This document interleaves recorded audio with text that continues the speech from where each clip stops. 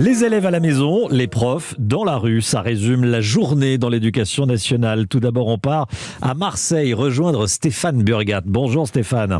Bonjour à tous. Le mouvement est très suivi, hein. Oui, au moins 2200 personnes dans le cortège.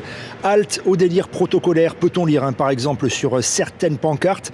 Les profs qui ne peuvent plus faire leur métier, les profs qui craquent selon Virginie Akliwat, secrétaire du syndicat SNUPP.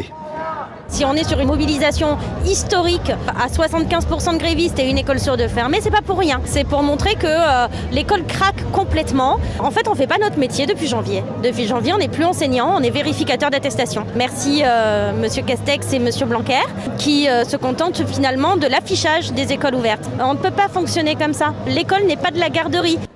Une profession qui se sent insultée par son ministre de tutelle et qui appelle d'ailleurs à sa démission. Le système est au bord de l'implosion de l'école jusqu'au lycée, déplore Nicolas Voisin qui enseigne les lettres dans un établissement professionnel marseillais où les profs absents ne sont pas remplacés. Eh bien, il n'y a pas cours. Et ça rajoute au désespoir et au chaos qui règne dans les lycées professionnels. 1150 emplois supprimés depuis 4 ans dans les lycées professionnels. Voilà, on le paye. Nous sommes au bord de l'implosion et ça tient le coup depuis 2 ans grâce aux ailes des fonctionnaires de l'éducation nationale. Ces enseignants qui attendent un virage à 180 degrés, plus de personnel, plus de moyens et moins de protocoles. Merci beaucoup Stéphane Burgat. Le mouvement est donc suivi. Les chiffres de la mobilisation sont tombés. Louise Salé avec nous. Bonjour Louise. Bonjour. Le ministère et les syndicats ne sont pas d'accord, hein. Expliquez-nous. Oui, le ministère annonce 38,5% d'enseignants grévistes en primaire et 24% dans le secondaire. Les syndicats, eux, voient beaucoup plus grand, 75% au primaire et 62% au secondaire. Ça s'explique en fait par une méthode de calcul très différente. Le ministère pour le primaire prend en compte les enseignants qui font cours face à une classe, tandis que les syndicats tiennent également compte des directeurs d'école. Et ces derniers, on le sait, sont aujourd'hui très mobilisés, ce qui est rare. Pour le secondaire, les chiffres du ministère correspondent aux professeurs qui avaient cours ce matin. Pas ceux qui ont cours cet après-midi, ni ceux qui n'ont pas cours du tout le jeudi.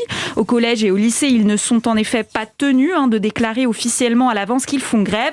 Ils peuvent alerter le chef d'établissement à la dernière minute. Ces chiffres officiels sont donc susceptibles d'évoluer au cours de la journée. Merci beaucoup Louise Salé. Comment avez-vous fait si vous avez des enfants scolarisés? Comment les écoles se sont-elles organisées? Parce que tous les professeurs ne sont pas grévistes. Il y a certains professeurs qui font cours aujourd'hui. Frédéric Michel, vous êtes allé dans une école d'Antibes. C'est la grande débrouille?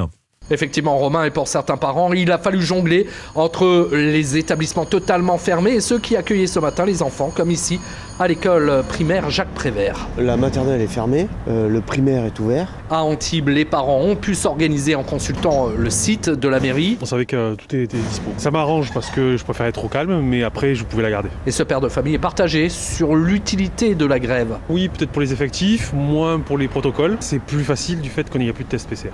Les 3 autotests, après c'est à la maison, on fait une déclaration. Je pense pas que ce soit insurmontable pour les parents. Alors dans cette école d'Antibes, ce matin, la plupart des enfants ont pu être accueillis en classe, mais les parents se disent solidaires des enseignants. Si la maîtresse avait décidé de faire grève, je l'acceptais. Je comprends tout à fait leurs revendications, c'est pas normal. On change tout le temps. C'est déstabilisant pour les enfants et pour les parents. Et encore plus pour les professeurs, j'imagine, On a eu un mail justement d'une des enseignantes en grève. Elle expliquait que ça perturbait énormément ses cours. Certains enfants qui devaient se faire tester revenaient plus tard. Ça interrompait énormément le fonctionnement de sa classe. On peut pas faire des tests PCR à un enfant tous les 2 jours, c'est impossible. Des parents qui m'avouaient ne pas être toujours à l'aise avec ces autotests. Voilà certains parents qui soutiennent donc ce mouvement.